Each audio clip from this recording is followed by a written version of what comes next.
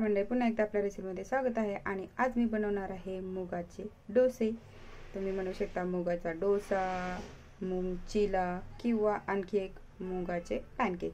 तर याच्यासाठी आपण काय घेतलंय, 1 कप मी मूग घेतलेले आहेत, अख्खे मूग. आणि त्याच्यापेक्षा थोडंसं त्याच कपाने पण हाफ कप तांदूळ घेतलेले आहेत. तर हे मस्तपैकी वॉश करून छान 5 ते 6 तास आपल्याला भिजत ठेवायचे. आणि त्याच्यानंतर आपण याला आता बारीक करून घेणार आहे. तर दुसरी गोष्ट म्हणजे हे मुगाचे डोसे एकदम सोपे असतात. याला काय पीठ फर्मेंट वगैरे करायची गरज नसते.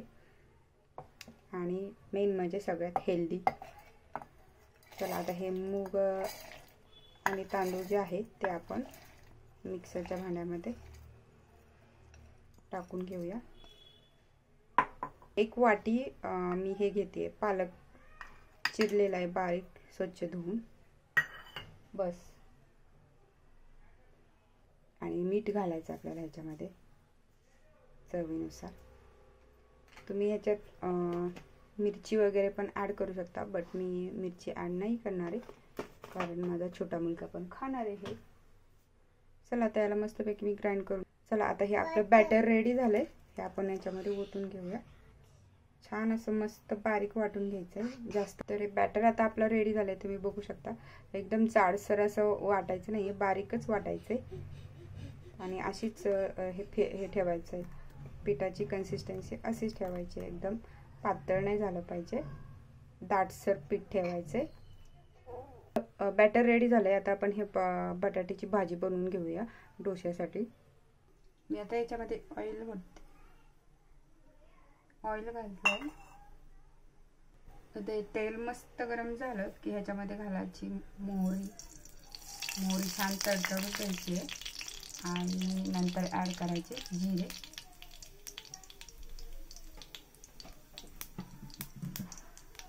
तळली की ह्याच्यामध्ये आपण घालणार आहे वाटलेली बारीक मिरची,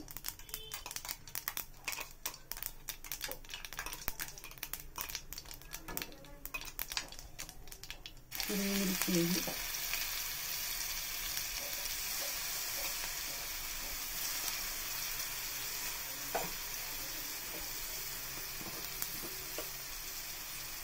कढीपत्ता आणि बारीक चिरलेला कांदा. छान मस्त असं परतवून घ्यायचं.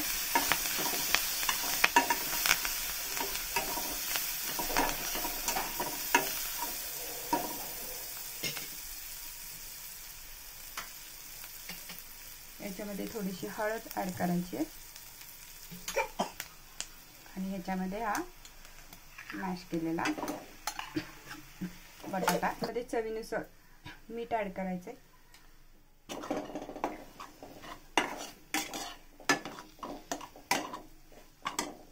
आणि कोथिंबीर.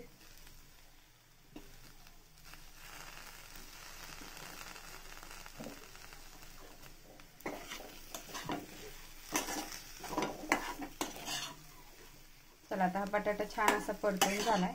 त्याला मी काढून घेते प्लेटमध्ये आणि आपण डोसा बनवायला घेऊया. चला तवा आपला छान गरम झाला. आता मी डोश्याचं बॅटर ह्याच्यावरती घालून घेणार आहे. छान असं स्प्रेड करून घ्यायचं आहे.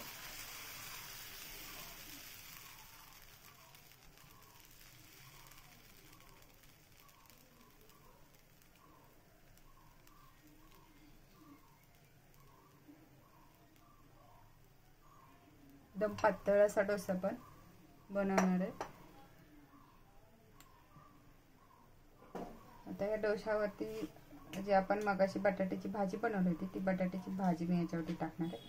पाहिजे तर तुम्ही याच्यावरती पनीर सुद्धा घालू शकता. ही भाजी मस्त आपल्याला अशी छान स्प्रेड करून घ्यायची सगळ्या बाजूंनी. आपली बटाट्याची भाजी आहे ती आता सगळीकडे मी स्प्रेड केलेली आहे. तर आपण आता ह्याच्यावरती थोडंसं चीज स्प्रेड करणार आहे. असेल तर असं घालून घ्यायचं आहे छानपैकी.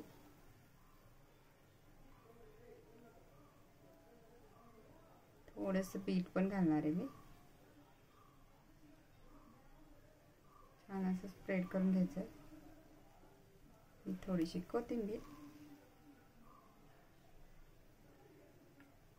माझ्याकडे थोडासा कोबी पण होता कट केलेला, तो पण मी ह्याच्यावरती घालून घेते.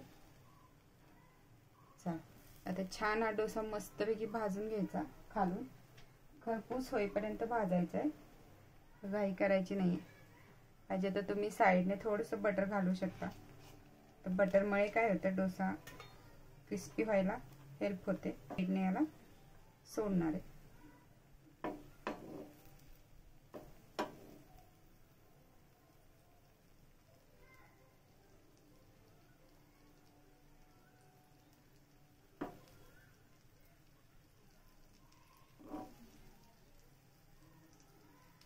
असं सगळ्या बाजूनी बटर आपल्याला सोडून घ्यायचंय आणि छान असा डोसा मस्त क्रिस्पी होईपर्यंत आपल्याला भाजून घ्यायचा आहे.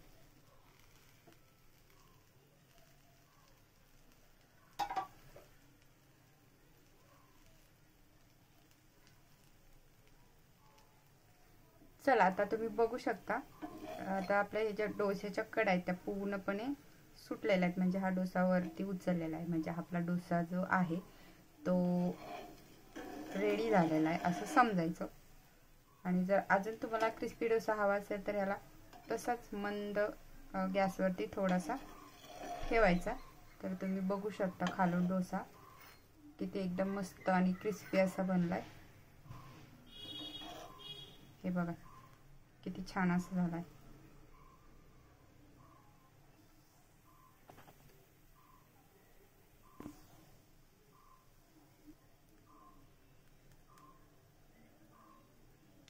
चला आता मी याला आता रोल करते डोसाला.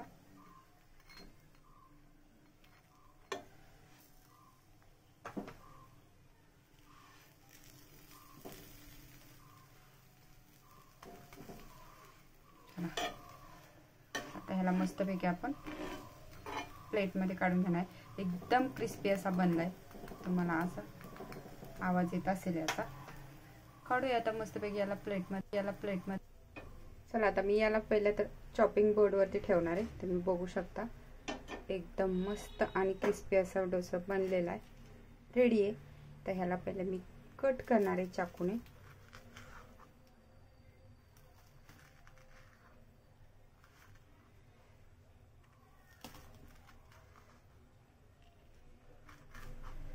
एकदम गरम आहे. तर ह्याला मस्तपैकी प्लेटमध्ये आपण काढून घेऊया. प्लेटिंग करणार आहे ह्याचं, पण दिसलं पाहिजे तुम्हाला. आणि ह्याच्यावरती छान असं थोडंसं चीज स्प्रेड करायचं आपल्याला, बस. आता माझ्याकडे काही नारळाची चटणी मी बनवलेली नाहीये आणि एंड मोमेंटला माझा नारळ खराब निघाला, त्यामुळे नारळाची चटणी मी कॅन्सल केलेली आहे. आणि आता डोसा मी खाणार आहे तो म्हणजे केचप सोबत. तर हा मुगाचा डोसा आहे, तर केचप सोबत किंवा नारळाच्या चटणी सोबत कशासोबतही छान लागतो.